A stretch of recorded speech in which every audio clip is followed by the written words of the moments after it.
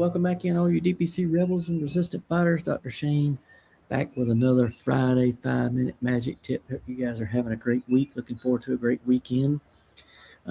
Just got a little tips and a little action to share with you today. Been reading some articles, spending some time on social media, talking, sharing things with folks. And topic for today is, does DPC require employers?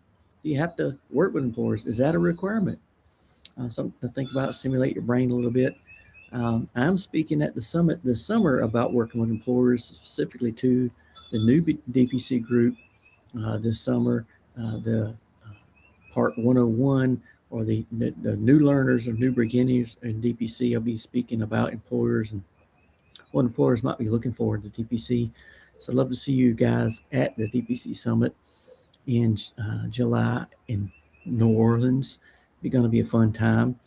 Definitely employers are looking for DPC docs. They're looking for better care, better access, more time with patients, looking for savings, not only for them, but also for their employees.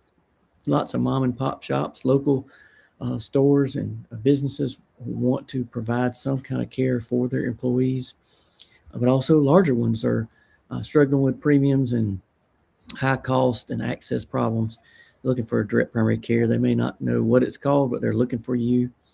We're going to continue to see the premiums go up, prices go up. So I think DPC is poised to get bombarded by employees and employers looking for direct primary care, and individuals as well.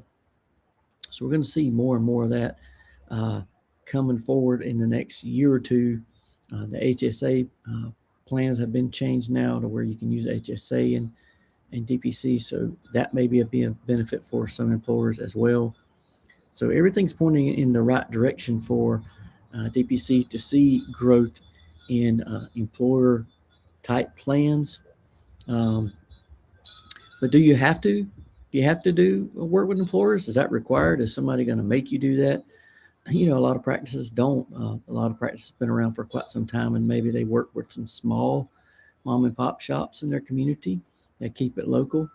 Don't work with a lot of large employers, but more and more DPC are doing employer-based contracts. Like at our clinic, we have several larger employer-based contracts, and the whole premise of DPC really is to directly contract with employees or patients. And so they have more control, they have more say.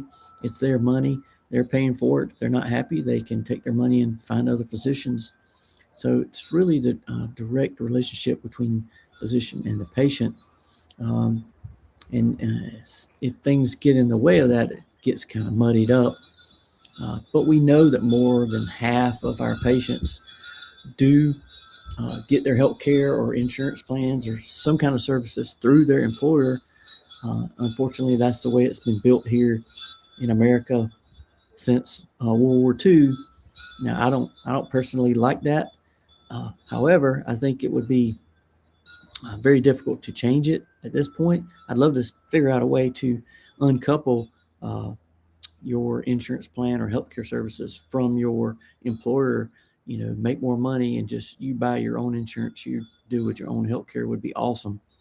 I don't know if that's going to happen anytime soon. But you can directly contract with employers yourself. You can. That's how we operate. We directly contract with employers.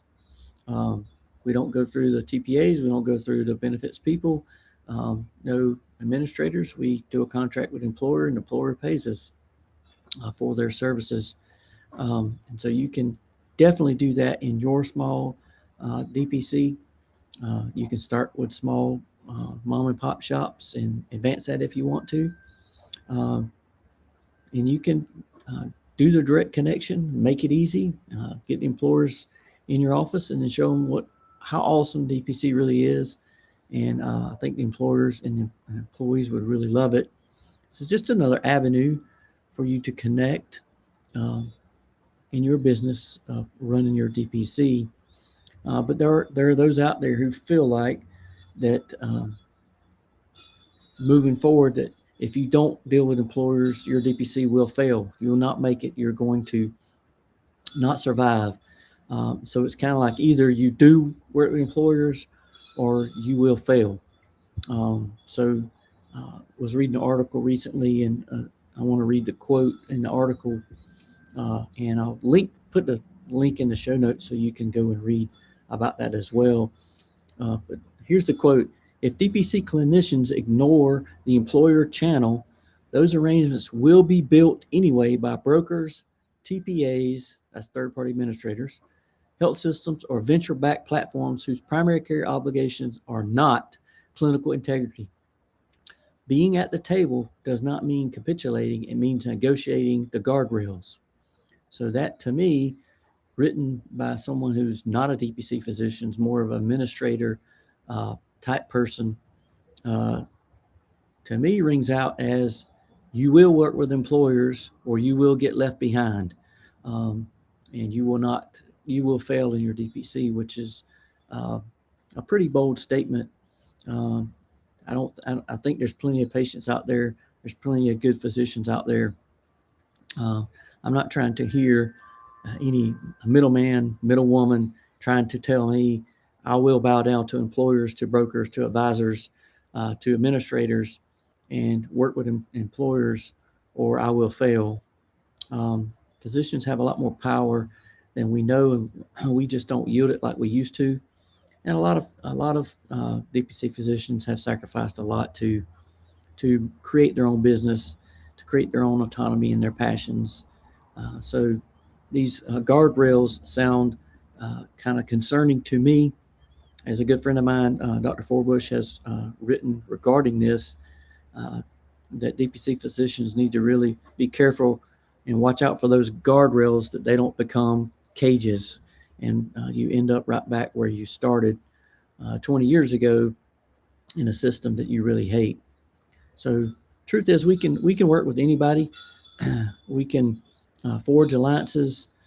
Physicians are open-minded. There's things that we can definitely do. There's great benefits people out there. There are great TPAs out there. There's great employers, CEOs, owners that really want the service and are willing to work with DPC physicians in a model that makes sense. So it can be done.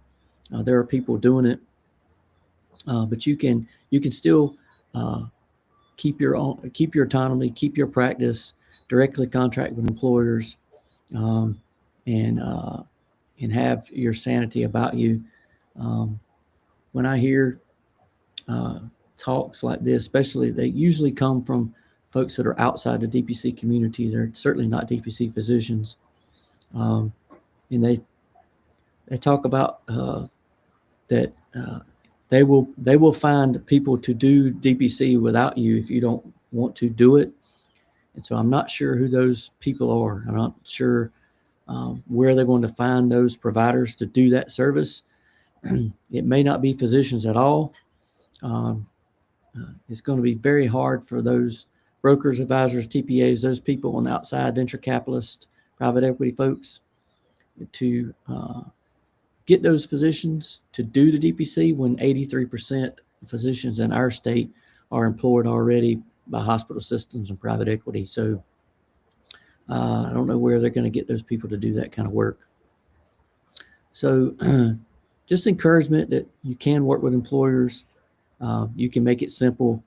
You don't need all these outside forces to pressure you into doing it. So think about that. Check out the article I'll post and read about that if you want to. And you guys have a great weekend. Till next time.